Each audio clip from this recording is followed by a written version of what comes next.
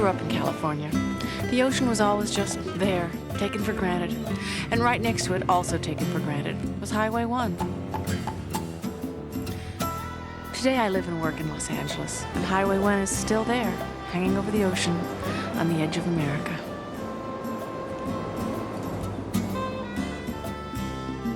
I decided to play tourist and drive Highway 1 along a stretch I didn't know very well, from Big Sur to Washington State.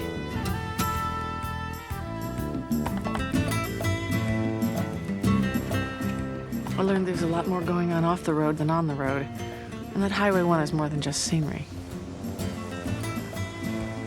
People who live by the ocean, I think, need the necessity to know that there's something much bigger than all the troubles of the world.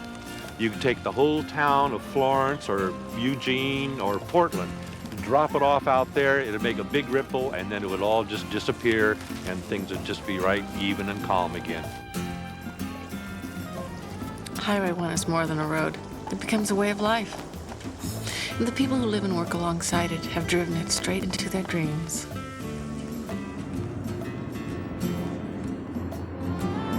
I think people who come to travel the Pacific Coast Highway are changed forever. I think it's an experience that they'll never forget.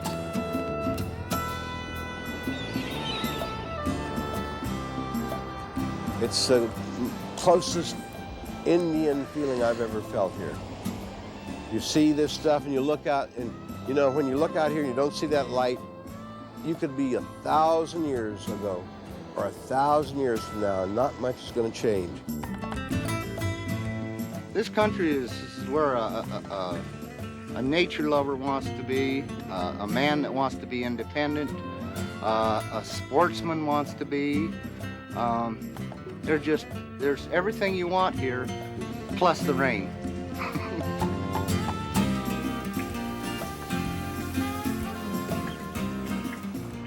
So, the gas tank is full, the tires are rotated, the top down. I'm ready for a great drive. How about you?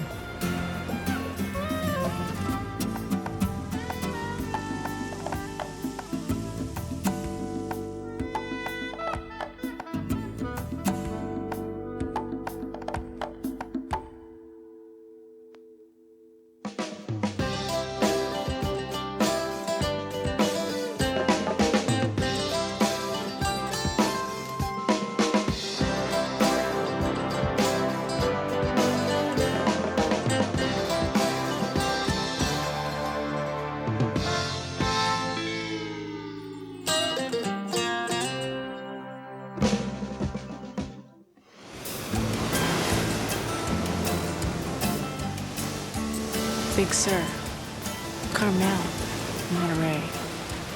When I decided to take this drive, these towns were the reasons why. For when you think scenic beauty, this is the place. You've got your redwood forests, your rocky cliffs, your majestic ocean.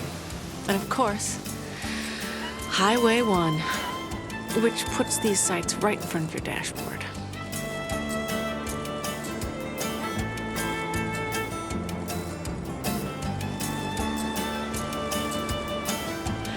Now I know what you're thinking. We're gonna open up a coffee table book of sunsets and surf and more surf, beautiful scenery. Well, yes. I mean, look at this. Or this. This.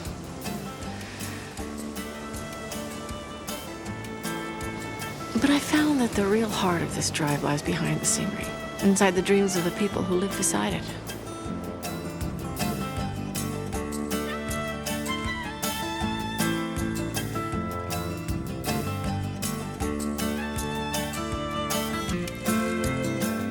I'm Terry. I'm Cole Weston. How are you? Nice to meet you. Nice to know you. My first afternoon in Big Sur, I met Cole Weston, the 76-year-old son of the legendary photographer Edward Weston. This was a favorite light of my father's, this subdued, foggy light. sunlight, then you have all these harsh shadows and so Yeah. forth. So, Yeah, this is like a nice Japanese lantern. so I'm gonna just look at you. All right, Okay. good, please. Can I photograph you? Oh, yes, please, I'd love it. All right. Okay. Let's see. Cole's father was only one of the many artists who moved here. At one time or another, Robinson Jeffers, Ansel Adams, Henry Miller, and the beat poets like Jack Kerouac and Lawrence Ferlinghetti all lived here. And they came for a reason. Robert Louis Stevenson once said that this was the greatest meeting between land and sea in the world, as far as he was concerned. And it really is. It's the beauty of the land, the clarity of the air. I imagine the tourism is not a very good thing because we have so much tourism, but it's just a magnificent place to live. Now tell me, Cole, what is it about living around here that you like the best? Hold it. Hold it. I guess the reason is because it's a very soul-satisfying thing to me. I feel very at ease in this landscape, in this area. And I don't feel at ease in the confines of Los Angeles and all the traffic and all the stuff that's going on. You're back to nature out here, and you're very, very close to it. Oh, stay there, just like that. Okay. Don't move, okay? Don't move, please. Don't move. Okay. These flies don't get me. Okay.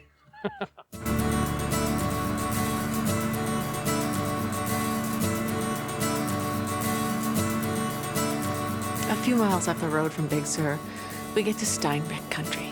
Salinas, Monterey, and Monterey's Cannery Row.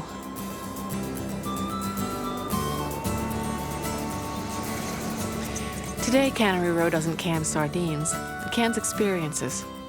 History packaged in bite-sized chunks.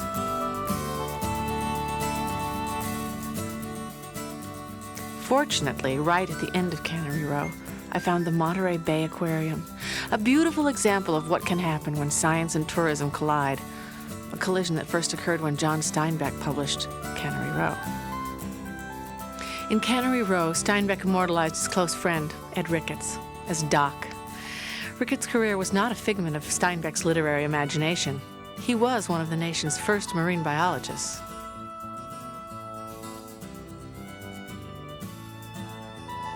One morning in the aquarium, I got a chance to talk with Ed Ricketts' son, Ed Jr., who still remembers Steinbeck well. So, Ed, this is a beautiful, beautiful place. I wonder, you met Steinbeck, right? Know him very well. You did? Since he was my dad's best friend. They were just good drinking buddies, and they talk about important things like world events and things like that. They never argued, but they differed view an awful lot.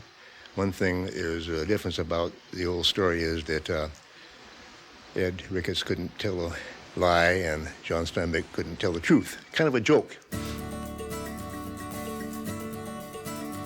So, what did your dad think of Cannery Row? The book? Yeah. The book really changed my dad's life in the respect that all of a sudden Dad was known. He wasn't known before then, and people flocked to people who were known, and that bothered him because he did respect his own, he liked his own privacy, and it was disappearing. Not to a point where it fatal or anything like that. It was just that there was a very big change in my father's life when the book Cannery Row did come out. Ed Ricketts' legacy lives on in the aquarium, sharing his sense of natural wonder with a new generation. So, Ed, what do you think your dad would have thought of this beautiful Monterey Bay Aquarium? If he could see this aquarium right now, he'd be very delighted. Ed Ricketts was an inspiration to many marine biologists around this region, and in fact, it was a group of local marine biologists that first had the idea for doing this aquarium, for doing an aquarium all about Monterey Bay. Well, the Pacific coast here is, of course, one of the most biologically rich and productive areas anywhere. It's also, right now, so far, cross our fingers, a relatively pristine area. And in fact, that relatively untouched status just won National Marine Sanctuary status for a big chunk of our California coast here. we hope by making this the nation's largest national marine sanctuary, we can protect it for future generations. Come on, girls. I was introduced to 3 of the aquarium's most popular residents. This is Roscoe right here, a male. Goldie's right below me. Hi, Goldie. And then Haley. And they have really sharp teeth and sharp jaws. Come here, Roscoe. Oh, they're so cute. And they'll use that for crushing clams or crabs. Uh-huh. Oh, they're having a good time now. And I see how different the 3 of them are. Yeah, their personalities They're are sort of very like unique. great dogs, aren't they? Water dogs, sure. Yeah, there's many different names like that. Yeah. Water rats. Oh, yes, water rats. Well, I like Goldie. water dogs better. How many otters are there up and down the coast? Do you have any idea? It's roughly about 2,300 from an area further north. Around, let me see. As far up as Oregon? No, not quite. Just a little bit further north in California, and it goes all the way down to around San Simeon. It's a pretty wide range. It's actually getting broader each year. They're expanding. The numbers are increasing slightly. So they're coming back little by little. They sure are. And why were they decreasing in number? They were hunted almost to extinction for the fur trade. Oh, you can tell see how nice and repellent and relaxing? There they go. Those girls, they're ready to eat now. There you go, yeah. Their coat's really soft, and it was a real big item in the fur trade. Oh. So they were hunted just for their fur coats. Oh, well, another reason. Another reason not to get fur, because these guys are so cute.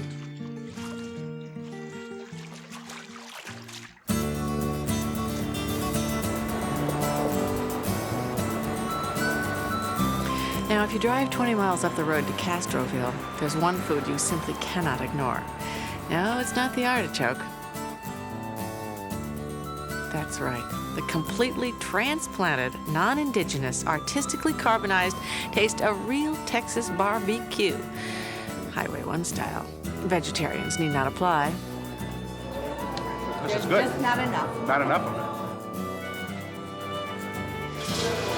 The greatest food this side of Texas. Really great. I eat more meat here tonight than I eat in a year at home.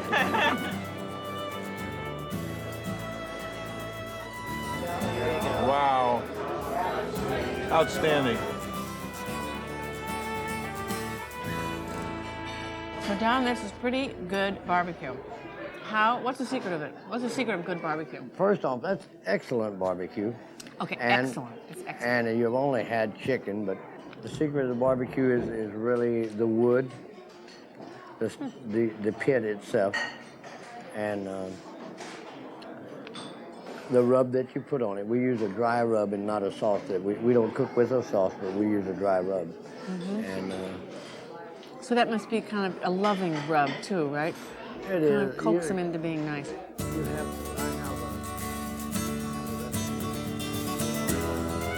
After 2 tours of duty in Vietnam as a Green Beret Master Sergeant, Don Elkins came home, not to Texas, but to the countryside surrounding Fort Ord. Then Don had a dream, and like so many other dreamers, he chose to settle down alongside Highway 1, and he's never regretted it. I love the Monterey Peninsula. I've always loved to travel. It seems like I've settled and not going to travel much anymore. So I love the rural community, and I like the fields, the farm fields out here, and I like the fact that the ocean's right over there. San Francisco's right up the road, LA's down the street, and this is the Central Coast and probably the most beautiful part of the California coastline. That's why I feel very lucky to be here.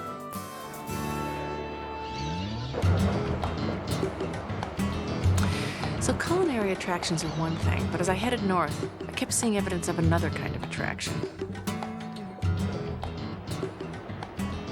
I don't know about you, but when I was growing up, I used to love roadside attractions. The tackier, the better. Where else could you pet a rattlesnake or drive through a tree and have a sticker indelibly attached to your bumper? In Santa Cruz, California, one of the last surviving privately owned roadside attractions still stands. Well, not standing, but defying gravity. Yeah, you've arrived in the one, the only, the mystery spot. Good afternoon. Welcome to the Mystery Spot. My name is Bernard. I'll be your tour guide this afternoon.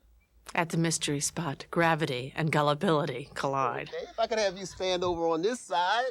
Like here? Mm-hmm. And face me. Kind of off balance there, huh? And looking straight across, I guess you're looking just about in there somewhere. Mm-hmm. Okay, step on this side. And now you're looking down about here. And it's still nice and level there, huh? A mystery, a true mystery. What can you do after you have personally defied known science? Well, in my case, shop for a thankfully one-of-a-kind gift item.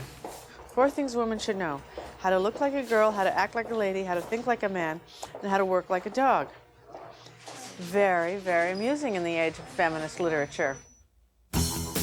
I soon exhausted the cultural opportunities of the gift shop, and memento firmly stuck on my bumper. I headed up the coast. Okay, let's see. A simple equation: California plus beaches plus surf equals surfers. And no drive up the coast would be complete without a surfing safari to Half Moon Bay. Of course, the surf was down when I was there. But take a look at these waves.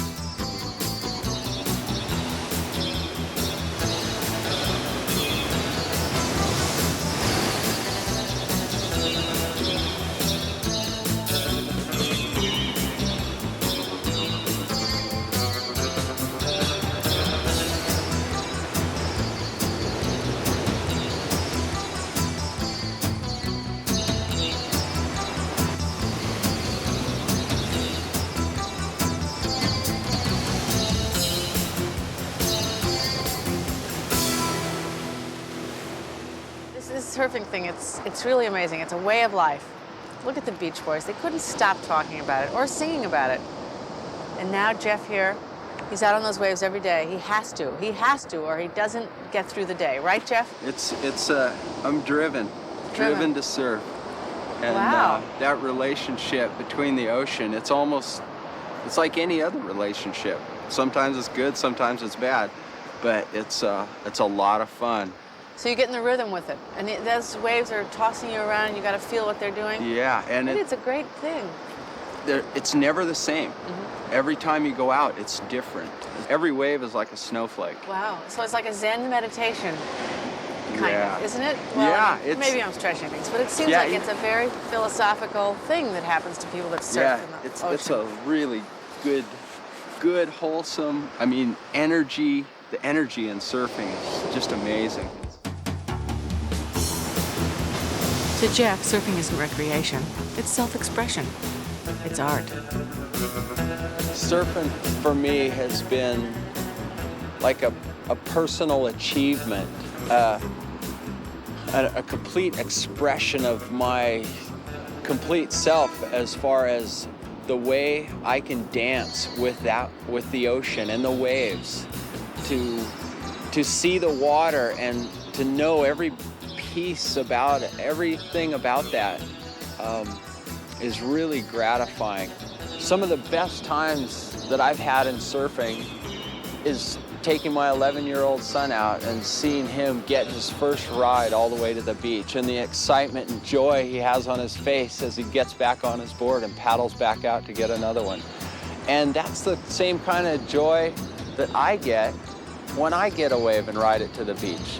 So it's ageless and timeless. It's really just pure fun.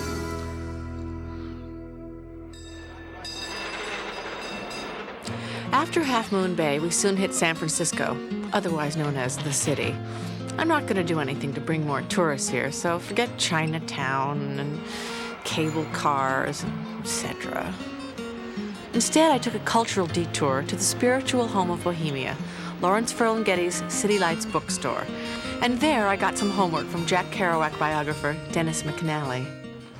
So, Dennis, I've been traveling down this Highway 1. It's very beautiful and it's very unusual. And there's something, it's an enigma. I just don't know what it is about this place that's so great. Do you have any ideas what makes it different? A couple. One is that it makes you look east. It makes you, that is to the east. It makes you forces your mind away from the rest of the United States towards Asia, which is a different point of view from the rest of the country. There's still a sense of newness and cleanliness about it. What America always was a frontier. The frontier is running out. There's not a lot left. This is one of the few places where you can still feel that, still feel that there's infinite possibility, that there's newness, that there's freedom, which is what America's supposed to be about. You can't feel that on the New Jersey Turnpike.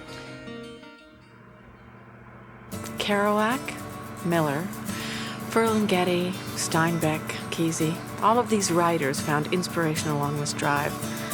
After stocking up on some books, I headed up the road to Mendocino, where art is a part of the landscape.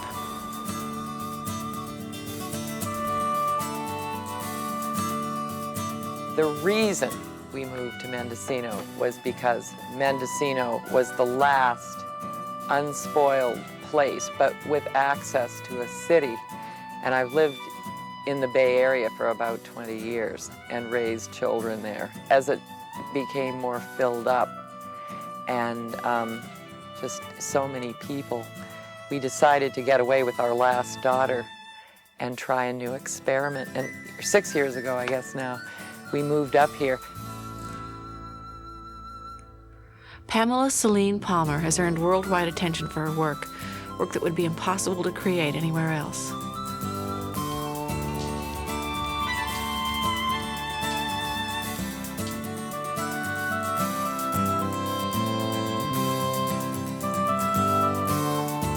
Here, you're back in touch with the rhythm of things and the way the seasons change. They're very subtle in California compared to, say, New England, but the subtlety becomes exaggerated when you're living in it. Every little detail about the changes matter. And the ocean is so spectacular. Every day I go to the mailbox and drive down my road and turn right, and I'm hit with the ocean, and the ocean has a different face every single day.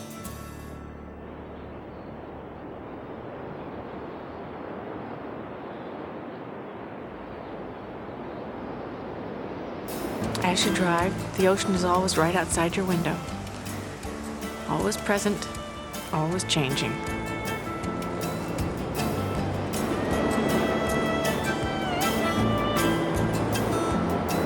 From Mendocino up to the Oregon border, the road winds through some of the world's most beautiful landscapes. Highway 1 meanders all along the California coast for, I think it's about 711 miles. And in those many miles, you'll find an incredible variety of scenery, but what you'll always find is a spectacular meeting of the ocean and the shore, and the ocean and the land. In the south, it meets the desert, and in the north, it meets the forest. But the merging and the meeting of it is what really is like no other place I've been on Earth.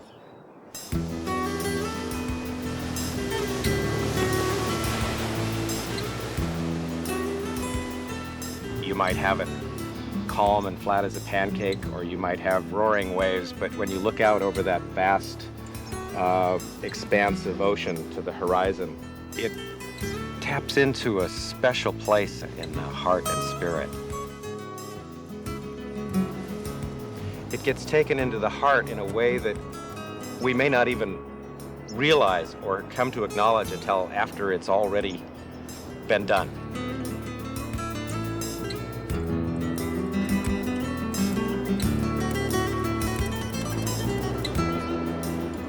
Maybe it was the scenery or the books that I was reading, but as I got further north, the drive became more than just a vacation.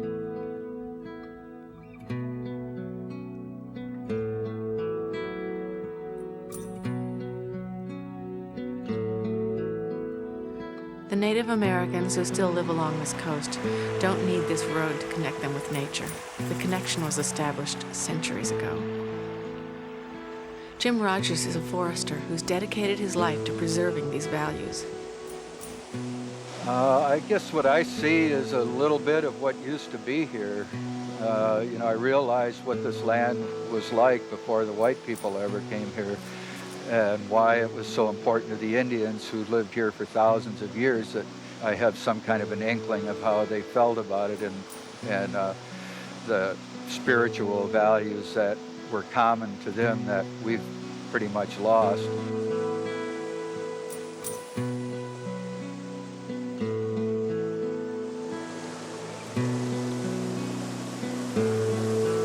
It goes back to Walt Whitman. You road I enter upon and look around, I believe you are not all that is here. I believe that much unseen is also here. From this hour I ordain myself loosed of limits and imaginary lines, going where I list, my own master, total and absolute, to know the universe itself as a road, as many roads, as roads for traveling souls.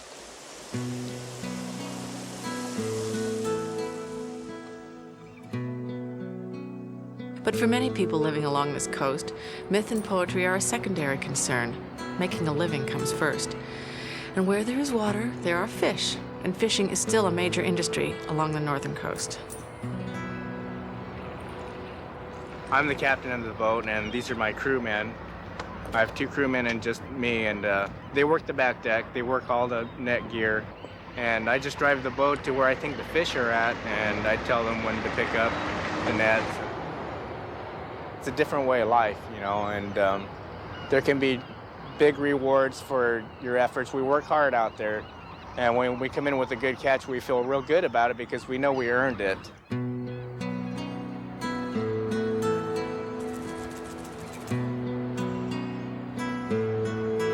California turns into Oregon near Smith River, and a few miles away, in Bandon, Oregon, there is an organization dedicated to restoring the natural balance on an individual basis. Free Flight is a group that nurses injured birds back to health. Dan Duell is the group's founder. We have to be here for people. I think there's a lot of people who pass up a bird that's on the beach or an animal that's injured.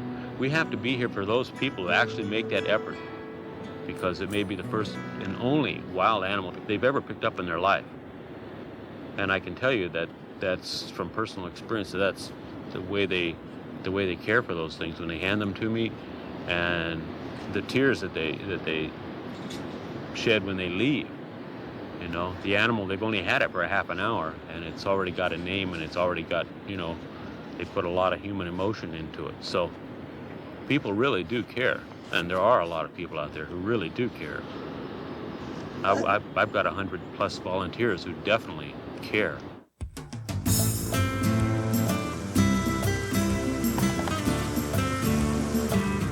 A few miles up the coast, the skies are home to a different kind of flyer, made by a different kind of artist.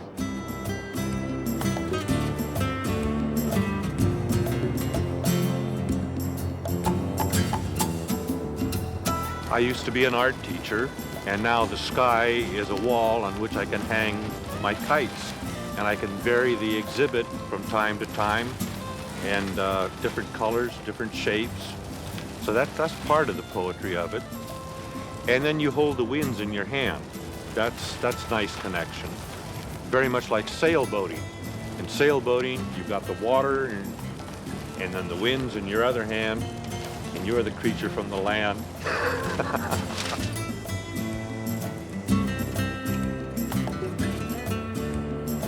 I began doing the power kiting with the Flexifoils because they'll drag you down the beach. They go the fastest across the sky. It's just an incredible rush to be able to come out here and fly something just on the wind, And it's really it's a force. I mean, the wind's howling, and then as soon as you bring your kite into the power, into the heart of the wind, it just takes you away and just pulls you in. You just have so much control. The wind is all that's your sail.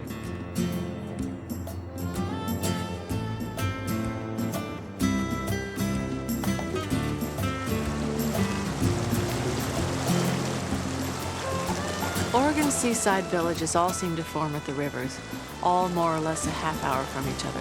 Gold Beach on the Rogue River, Coos Bay on the Coos, Reedsport on the Umpqua, Florence on the Sislaw River, and the village Yachats on the Yachats River. There I collided with a force of nature all to himself. author Ken Kesey, who goes to the Oregon coast for his inspiration.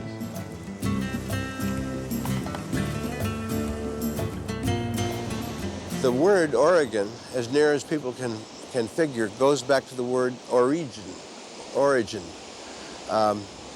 The first time that they see it mentioned, other than in the Longfellow poem, Hiawatha, is when explorers asked this guy if there wasn't a Northwest Passage that went all the way to the East Coast, because that's what everybody wanted. And one Indian told them that at the place where the white stones are made into mountains, there is the origin. To Kesey, the ocean is a muse, siren and canvas, all in one. The ocean calls you. And that's why I do resist it. I don't come over here near as much as I used to. You're over here alone, and you've been working 3 or 4 days on whatever that you can flush down your throat, and you can't do anything more, and you can't sleep, and you hear it coming, thud, like somebody kicking on the doorstep, boom, boom. It shakes the house.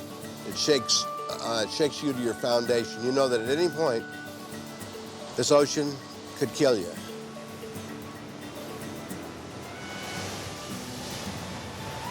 Everybody, when they come to the ocean, they get a hit off of that ocean that must be pretty much the same as we did 100,000 years ago. The first kid that looked happy, this is his first trip, this dog, to the ocean. You can see, all right, this is the ocean. You get out there and feel the edge. At least you know where you are. It gives you a sense of justice. This is the edge. You go over the edge, you break your back falling down there. But if you go too far away from the edge, you become an attorney and work for a corporation in New Jersey.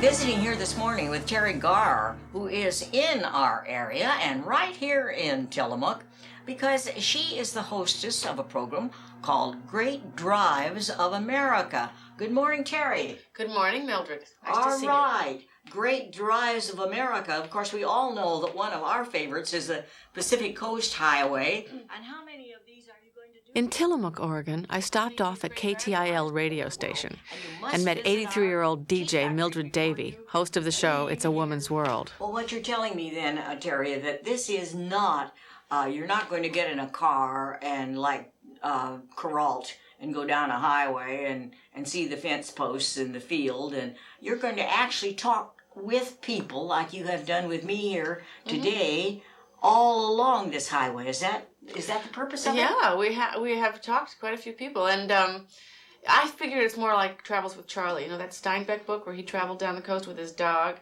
Except I don't have a dog. I just talk to myself. Besides cheese, the other main attraction in Tillamook is the world's largest blimp hangar, home to an equally large collection of antique planes. Curator Gary Cooner showed me the sights. This is a blimp hangar. It was built in 1942 because of the threat of the war. What happened with all the convoys and the submarine threat, they wanted to have a lighter-than-air force so that they could help escort the convoys across and also patrol the coast. So they built 17 of these gigantic wood hangars throughout the country, and this is what it turned out to be. This was the first one ever built. There's over 2 million board feet of lumber in here. I was going to guess that, something like that, yeah. Pretty close to that. It's 192 feet high in the center mark and 296 feet wide. You said you can play about 6 football games at one time in here. Wow, let's do it. Let's just try it.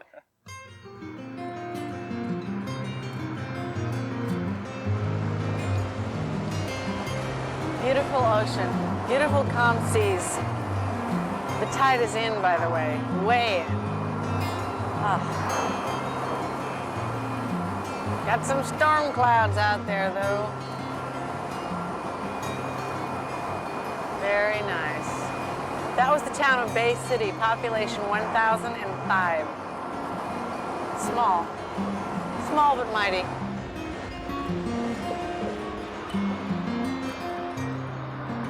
As I crossed over into Washington, I stopped off at Oysterville.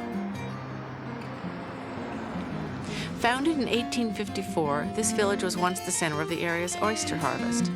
Hundreds of tons were shipped each year to San Francisco, but by the 1880s, the oysters ran out. Today, the ones that are left are gathered by hand, much the same as they were gathered by Native Americans centuries ago. Here I met Dan Driscoll, one of the owners of Oysterville Sea Farms. How many oysters do you think you've shucked here? Thousands. In your lifetime? Yeah. Thousands? Yeah, when I was a little kid, I used to shuck them for people. My dad made a sign up that says, your oysters are opened while you watch. So you're an expert at this? No. The way I'm doing it right now is how they do it in the restaurants. And I didn't, no one really taught me how to do it. I just watched them. Now, are these oysters alive right now? Yeah. So you eat them live?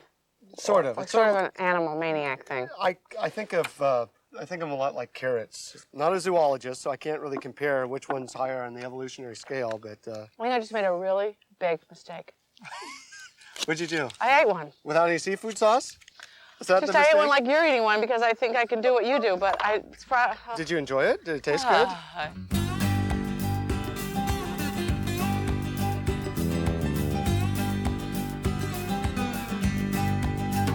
After leaving Oysterville, I headed to the last legs of the road, and I knew the weather was about to catch up with me. Be prepared, I always say. We have all types of different rain gear. Fit your fancy and your style. I don't Your think yellow- I'll fit into those. Those are too small. Well, no, we would have to find. We're trying to find color now. Color? Oh, day glow. How about a bright fluorescent green rain This gear? is very good in case I'm drowning. Yes, they can find you very Uh-huh. well. Then we have orange. A lovely salmon color. Well, these are very nice, and this is if you're up to your knees in fish, right? Up to your knees in fish, or actually if you're out just playing around. Oh, you really? need to stay dry all the way down. Makes- This, of course, is the tops, your rain jackets. Yellow. Very, very lovely. We would Well- have them in your fluorescent green and your orange also. What's going to happen? Oh, I'm scared. Well, something I've always dreamed of. And so, armed with everything I might conceivably need, I headed into the rainforest, into the great expanse known as the Olympic Peninsula. There, I met several descendants of the Iron Man of the Hoh River, John Huelsdonk. John, who came to this rugged region in 1891, was known as the Iron Man because of his legendary feats of strength. Legend has it that John carried a cast iron stove on his back to his homestead site because there was no other way to get it there. Missy Barlow is one of John's direct descendants. The people who actually stayed here and are still in this part of the country were the core of the pioneers, the people with inner strength somehow that had either the intellectual capacities or the physical capacities and the determination or whatever it was that they stuck. And there are families like that in this area, and there are families that have been here since before my families. I have everything that I think is important right here, and we've raised a wonderful family. We have not a cull among our grandchildren, and they're pretty well grown. And we've just been incredibly lucky in how our family has turned out, and I just wouldn't want to live anywhere else.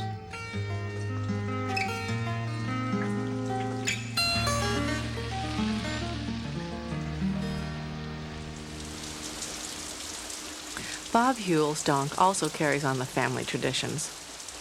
Well, as you can see, it rains a lot here. We get 12 to 15 feet of rain a year, and we'll get 4 or 5 inches a day sometimes.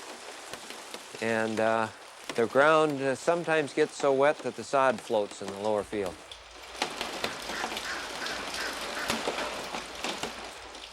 Bob is at home in the rainforest. You get into the forest, you see all kinds of things. You see tiny animals and tiny plants and flowers and the mosses and then at the same time you're in these huge groves of large trees, and the forest gets very dense. I mean, you can walk 20 feet into the forest in places here and be lost if you didn't know what your directions were. Bob and his family have no plans on moving. They don't care if they haven't seen the sun since the mid-1950s. We certainly enjoy the farm life. We enjoy raising the children. The children have some responsibilities. They resist it somewhat, but they get to, you know, they learn to drive tractors when they're 12 or so, and they work on the farm, and they understand that animals need to be fed every day, and they know where their food comes from. They kind of learn a lot more about life than the kids in the city ever do. Another early settler to this region was Minnie Peterson. For over 40 years, Minnie led pack trips for government surveyors and tourists through the majestic Olympic mountain range. Grandson Gary Peterson remembers many a summer spent with his adventurous grandma. My family and myself spent quite a bit of time with my grandmother in the high country, especially assisting in large packing projects that she was doing. So we got a really nice picture of all the landscape and the area between the Saldock and Hoh valleys, and did extensive traveling in those valleys, especially in the high elevations. The physical attributes to the area that probably draw us the most are just the amount and diversity of living things. In this area, especially when spring comes, every living thing and all the diversity just bursts. It actually affects more than just your sense of sight. There's sense of smell and touch, and it's an amazing thing to live in a rainforest.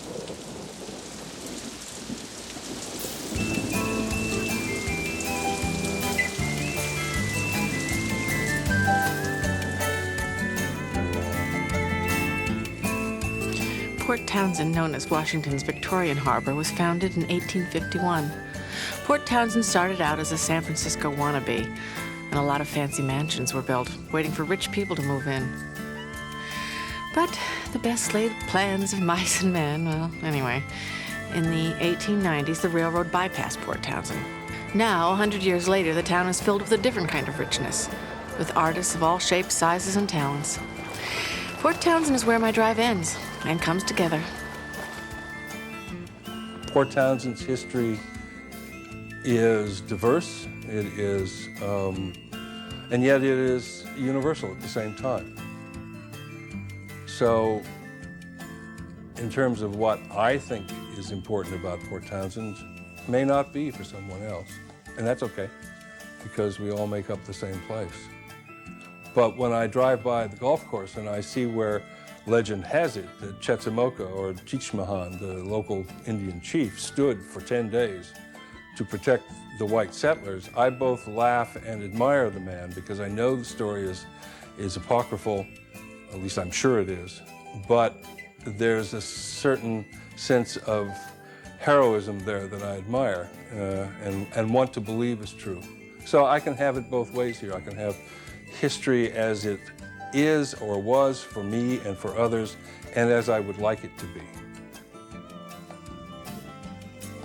What keeps me here is a sense of rootedness that I never felt anywhere else. I lived in the East, mostly in the Northwest. I can't live where I was born. I pulled up those roots. But I put them down here, and I could leave, but I'd be leaving an awful lot of roots behind. Port Townsend's Copper Canyon Press is the only major publisher in the country devoted exclusively to poetry. Sam Hamill is the poet-founder of the press. I live here by choice. I came here to live in poverty. I came here to give my life to poetry, to center my life in poetry. and to perform a kind of daily practice that was centered in Zen and poetry. I'm not a city person. I've never been a city person. I like living among the trees. I like the quiet. I lived here for many years without electricity. I lived here for nearly 20 years without a telephone because it allowed me my daily practice.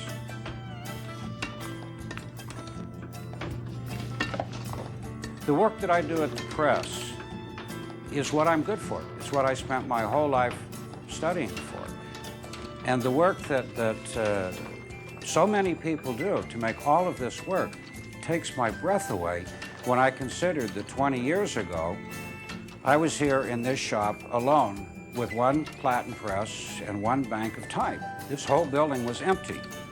And now I look around and we've published 160 books and we've got a staff of 6 or 7 people and a board of directors and contributors and book distributors nationally and internationally.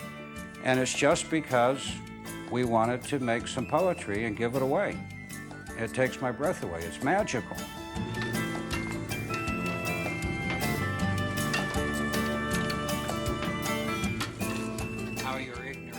But Sam is first and foremost a poet, and like so many people along this road, the landscape has inspired him.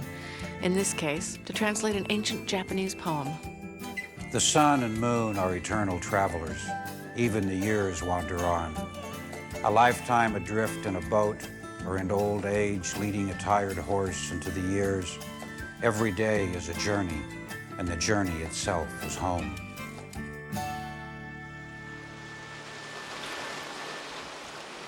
Art comes in many forms along the Washington coast. For example, Dennis Chastain's campus is a great big block of wood. And his brush?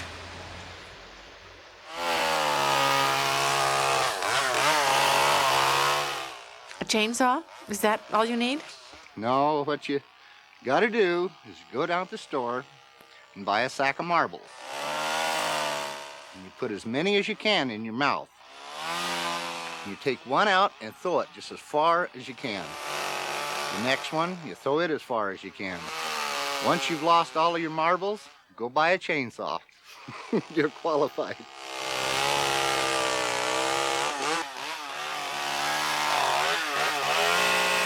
When you have a square block of wood, it's anything you want to make it. Up till then, it's just a square block of wood. So it's, to me, I know people say, you know, I see this in it, I see a dragon in there, I see a whatever. And you don't see it in the wood, you see it in your mind. I've carved 1,000 boots, literally, 1,000 boots. It's tough to get pumped about carving boots. But I go carve something that I haven't carved, and then you get pumped. Because you just let your mind run, you know. You can do what you want to do. You can call me an artist if you want, it's up to you. But I make sawdust.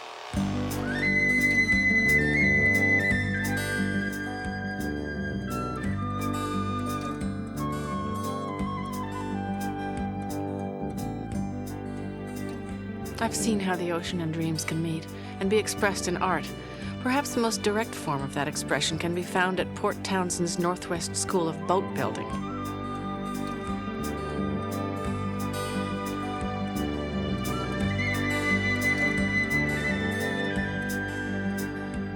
Here, Ray Speck teaches the practical art of boat building. But that's just the beginning. I could sum it up best by saying at a graduation last year, I told them, well, they come here men and they go away boys.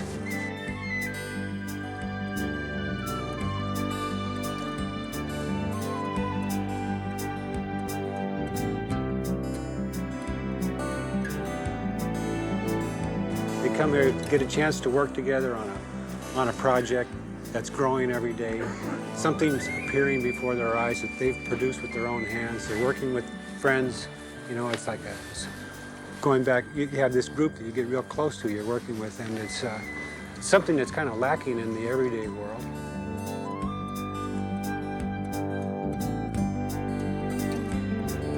Well, I came to school to fulfill a lifelong dream, actually, for me. ancestors on my mother's side of the family in Norway have been building boats for many generations. But when my great-grandfather came to this country, the tradition kind of died out here in the States. So it's something that I've been wanting to do for a long time, is just try to make that reconnection back with the family.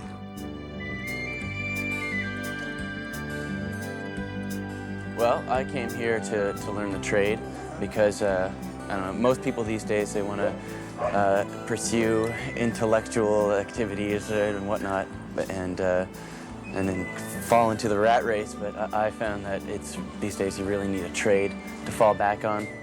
And I figured that boat building's been around for thousands of years, so it's bound to have some positive aspects about it.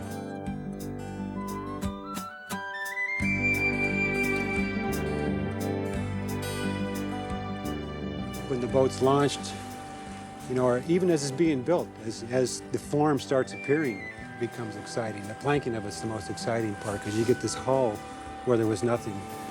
And with these shapes, these sweet lines and curves coming around. And then once the boat goes in the water, well, once it leaves the shop, you realize how much you've gotten involved with this boat. And then there's this hole in the shop. And there's this hole in here as it goes out. You see it going down the road on a trailer. Or if you put it in the water, I like to see them go in the water more than I like to see them riding off on a trailer, because that's where they belong, and it's like the cycle's complete.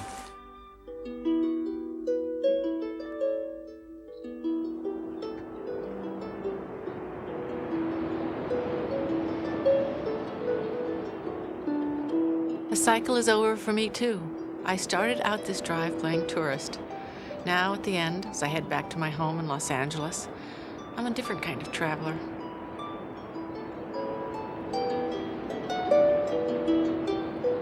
Highway 1 is a great drive because the beauty of the land and the sea has managed to get inside everyone willing to take a detour. A detour where time stands still. The past embraces the present, and the future is wide open.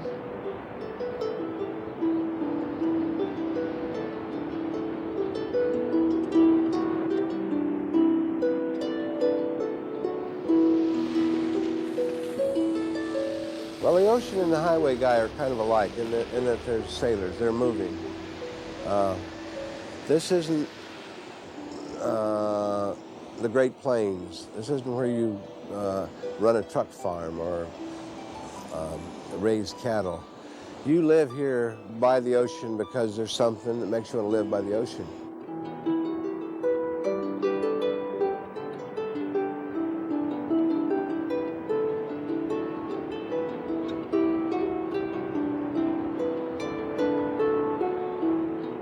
It is a unique combination of sea, rocks, and trees, which are so unusual, and you can't find it anywhere else.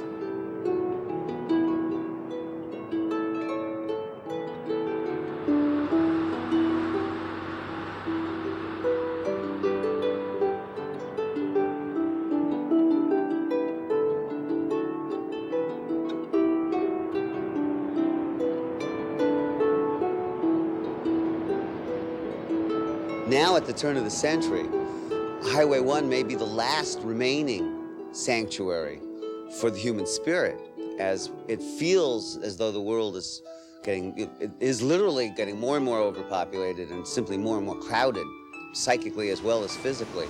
It is a highway that can take us to the places where we're truly human.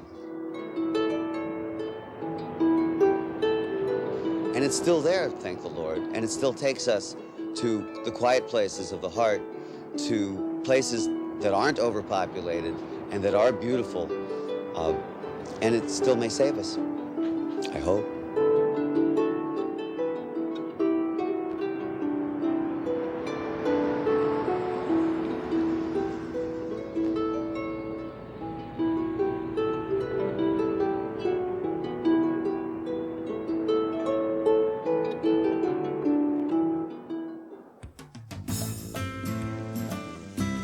So, Cole, you're famous for doing your nudes. Oh, yes. Well, that's what Clothes on or off? What do you want? These are just in case you were to fall in the water. This would float you. Oh, very nice. And camouflage, so Camouflage. that no one knows that I fell. Nobody knows. Okay, Right? good.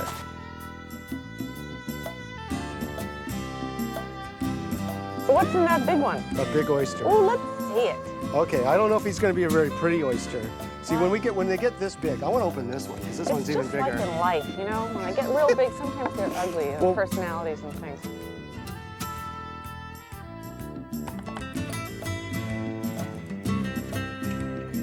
Now, do you think if we came back in another life, we might come back as an oyster?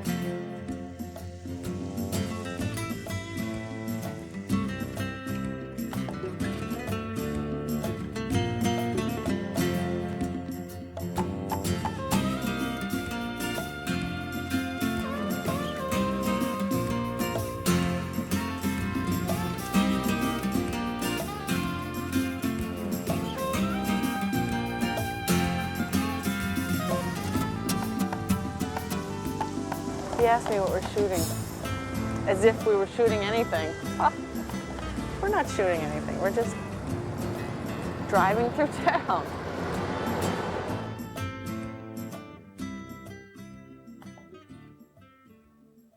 Funding for this program was made possible by the Corporation for Public Broadcasting and by annual financial support from viewers like you. This is PBS.